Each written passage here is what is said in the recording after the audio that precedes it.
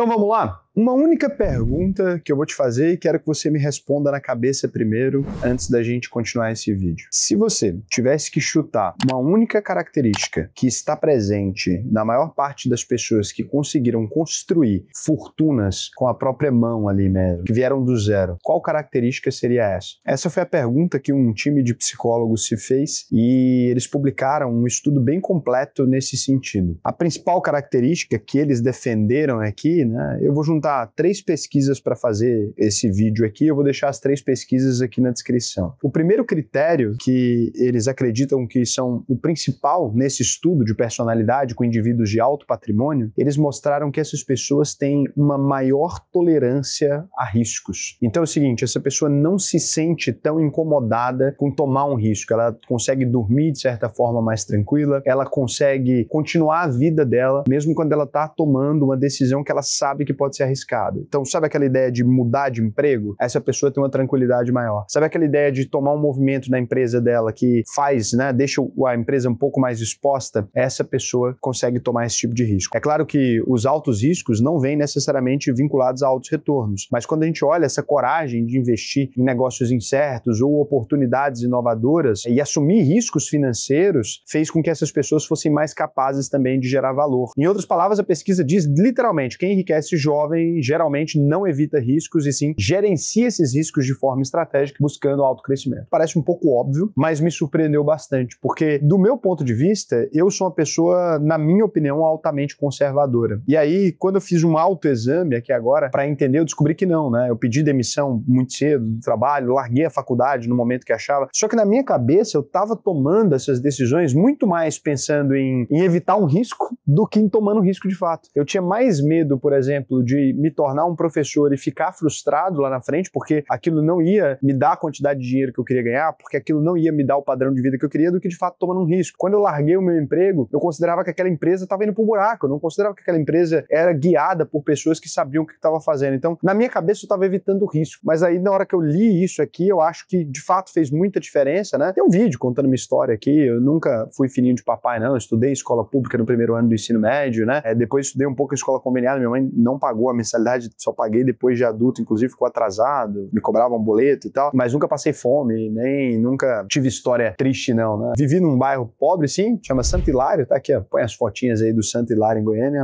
eu vivi numa casa simples, nunca vivi com luxo nem nada, meus pais nunca tiveram um carro do ano, nem nada, mas vivi bem, então eu tentei analisar um pouco a minha própria vida, né, porque eu sou uma pessoa que eu consegui enriquecer antes dos 30 anos ali, para os meus padrões, né, hoje conhecendo mais gente, etc, eu entendo que na verdade nem daria para considerar que alguns milhões ali seria enriquecer para algumas pessoas, mas que para mim, né, vindo da onde eu vim, foi uma realidade muito boa. Segundo critério aqui que a gente poderia pegar, já em uma outra pesquisa, ele vai colocar que as pessoas têm elevada conscienciosidade. O que seria isso, né? Uma disciplina e uma organização muito alta. Então ele coloca aqui que traços de personalidade ligado a uma disciplina, diligência e organização, eles vão se correlacionar. Vamos supor então para você entender por que correlação não é causalidade. Se você pegar o aumento do número de vendas de sorvete, você vai reparar que em todo verão a gente tem mais ataques de tubarão. O que significa que tubarões gostam de pessoas que acabaram de tomar sorvete? Não. Significa que estava calor, as pessoas foram à praia ao mesmo tempo que também tomaram mais sorvete. Então, óbvio, disciplina, a diligência e a organização, elas estão correlacionadas. Significa que é por causa delas? Não necessariamente. A pesquisa psicológica aí também, ela mostrou que indivíduos mais organizados, esforçados e cuidadosos tendem a acumular mais riqueza, mesmo tirando fatores como educação e renda, ou seja, criar a fortuna do zero, porque mesmo separando isso, as pessoas continuaram indo bem. Pessoas com essa alta conscienciosidade, né, costumam estabelecer metas um pouco mais claras, poupar consistentemente e seguir planos de investimento de longo prazo, assim como malhar, etc, né, seguir o investimento faz sentido e acumula patrimônio em idade mais jovem, porque não adianta nada você ser um gênio que gera boa receita, né, um gênio que ganha dinheiro muito rápido, mas que gasta muito. Do meu ponto de vista, eu sempre fui extremamente disciplinado para algumas coisas, mas nunca organizado. Então eu sou extremamente disciplinado, mas sou desorganizado. Por exemplo, né, se você analisar o canal aqui, você vai perceber que nos últimos 5 anos eu gravei praticamente todos os dias. Tanto é que quando eu viajo, né, você vai me ver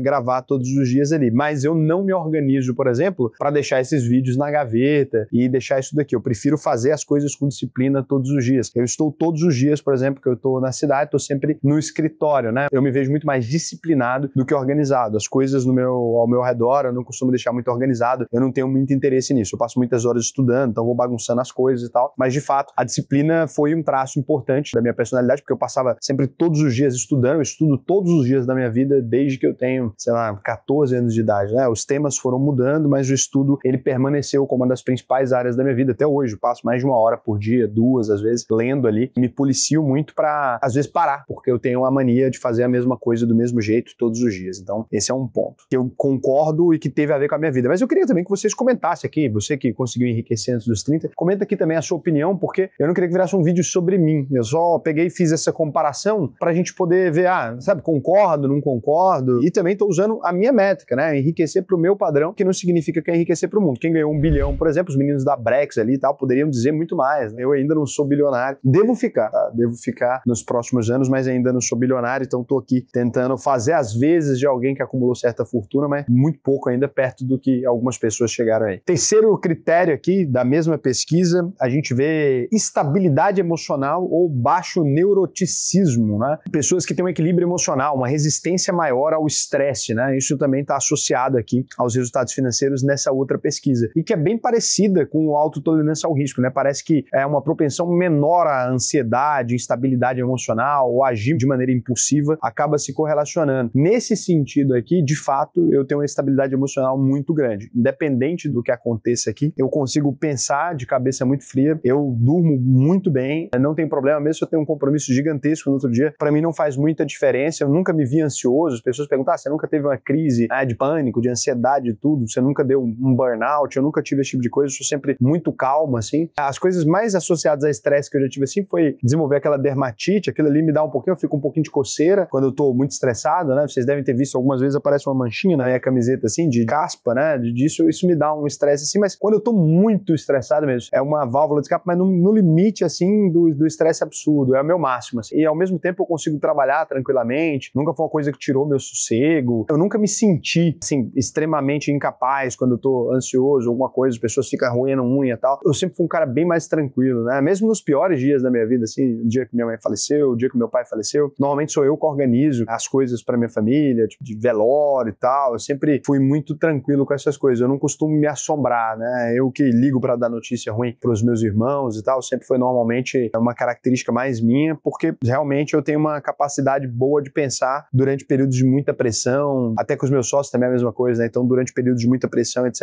eu sempre fui mais tranquilo. Não é raro você me ver diante de um evento assim, pô, deu merda em tudo, uma área deu muito errado, tomamos um prejuízo, alguma coisa aconteceu, você me vê exatamente do mesmo jeito, dando risada, fazendo piada com a situação. Eu realmente não tenho esse estresse muito alto, então nesse quesito aqui eu teria essa capacidade, né? Então a alta abertura a experiências, né? Essa mentalidade inovadora. Isso aqui é assim, o que eles definiram aqui? Eles colocaram que pessoas que enriquecem cedo, eles tendem a pontuar alto em abertura a novas experiências, né? Um traço de curiosidade, intelectualidade e criatividade. Eles identificaram que os ricos representam maior abertura em todos os temas, assim. Então, mesmo na hora de testar coisas novas, testar produtos novos, né, experimentar uma marca diferente de refrigerante, experimentar uma comida nova, esse estudo, ele é um pouco mais raso, mas tem um outro estudo que ele desenvolve melhor, que eu já vi anteriormente, que é um estudo que fala até sobre experiências de viagem, dentro de uma viagem, eu tentar falar um idioma novo, esse tipo de coisa. De fato, eu sou extremamente aberta às coisas, assim, eu não tenho muita trava com nada, eu como de tudo, eu vou em qualquer lugar, eu tenho essa característica aqui muito assim, eu não tenho problema com testar coisas novas, testar um caminho novo, andar a pé por um lugar, todo o negócio pra mim é meio que vamos, assim. Fortes habilidades de networking e sociabilidade, aqui é um ponto muito bom, né? Então, uma habilidade maior de construir uma rede de contatos e conversar com essas pessoas, ter uma capacidade maior de desenvolver amizades, pode te ajudar muito a ganhar mais dinheiro, acho que isso aqui era óbvio, né? Então, indivíduos extrovertidos e socialmente habilidosos constroem mais fortuna do que indivíduos mais introspectivos aqui. Eles já falam que essa coisa do indivíduo mais extrovertido e socialmente habilidoso, ele vai necessariamente ter maior capacidade de aglomerar pessoas e até usar essa rede de contatos com mais facilidade. Acho que isso aqui é óbvio. No geral, a gente vê que mesmo dentro das grandes empresas que tinham alguém muito introspectivo, você sempre tem uma outra pessoa extrovertida. Então, quando a gente olha o Steve Jobs, o Steve Wozniak, né, o Bill Gates e tal, você vai perceber que são pessoas que têm uma melhor capacidade de comunicação e de falar. Isso acho que é natural. É óbvio que seria assim, nem me surpreendeu. Eu não era, desde sempre, um bom comunicador, mas eu sempre fui muito sociável. Eu sempre tive muitos amigos, né? Desde cedo, assim.